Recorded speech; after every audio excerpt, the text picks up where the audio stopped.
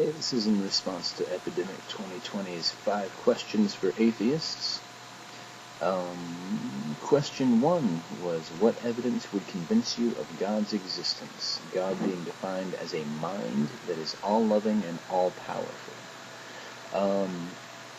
Unfortunately, there is no standard of evidence for the infinite, so there's not like you could say, are you as loving as is possible to imagine for myself? And yes, but maybe not all loving, you know what I'm saying? But, in order for me to believe that an all-powerful, all-loving being existed, I would say we would have to live in a world certainly without child rape.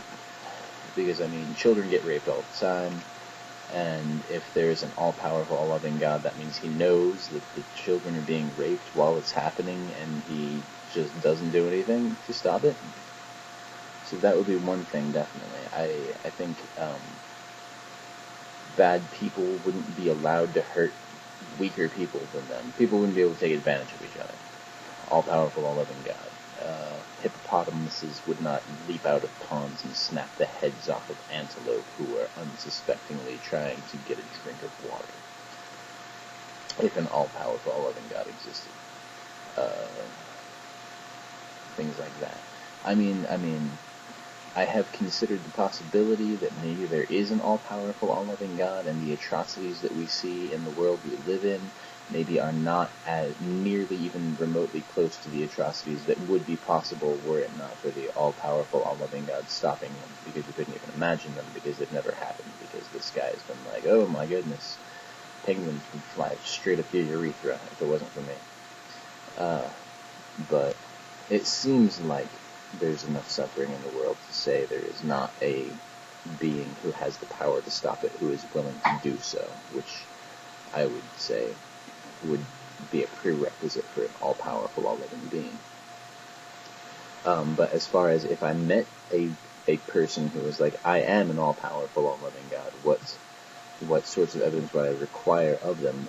All-powerful, I think I put this in a different video. I'd say they'd have to create something out of nothing, and in doing so, I would want to have them in a room where nothing could get in or out, like a gas-tight sealed room, and then measure the amount of mass in there, which you could do by just measuring the weight, and have them create something, and you could watch the mass increase. Or they wouldn't even have to be in the room. You could have them standing outside of the room, and be like, okay, we have this room where we know how much mass there is in this room. Can you just create a ham in there? And he had, boom, ham. Oh, wow, it's like 5 pounds heavier in the room than it was before he created that ham.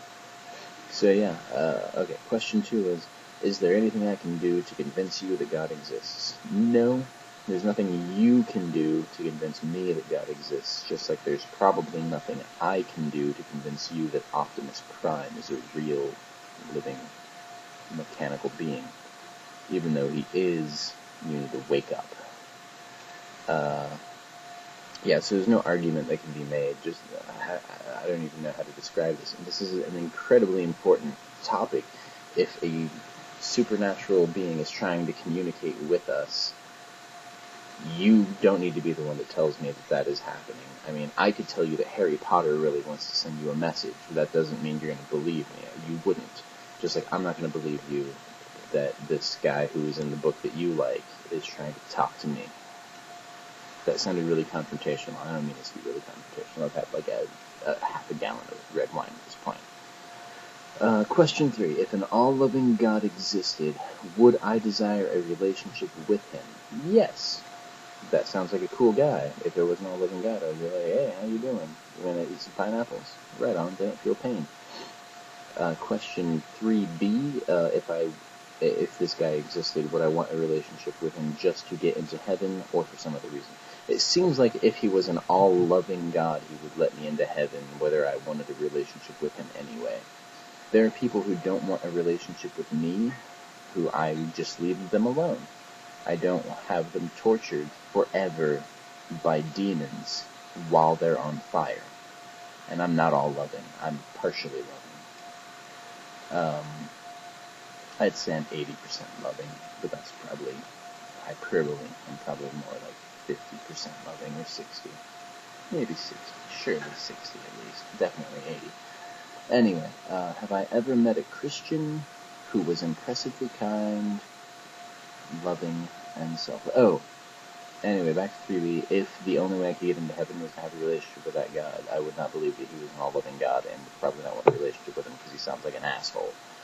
Okay, have I ever met a Christian who was impressively kind, loving, and selfless? No, I've never met a human being who was impressively kind, loving, and selfless. That's not true. I have met several people who were impressively kind, loving, and selfless, but I did not get to know them very well, and I suspect that once I did, they would no longer put that impression upon me. Humans are like all the other humans. Everyone just wants what they want. And some of the people want you to be happy. I want you to be happy, but that's because it makes me happy that you're happy, so it's not really selfless. Has the presence or lack of a Christian who is impressively kind, loving, selfless had an impact on my atheism? It has not. Just like if you had met a Buddhist who was really calm and serene and accepting and loving. I don't know, Buddhists are loving. Are they supposed to love people? I don't know. But calm and serene and accepting of whatever's happening, would that make you go, oh my god, Buddha must be real. We should probably be Buddhists because of how cool this Buddhist is. Or if you met a Muslim. I have met Muslims. I have met a Muslim who's awesome, and it didn't make me believe that Allah was real. I've known some Christians who were great, but they weren't. I don't think they were great because they were Christians. I think they were great because they were great people.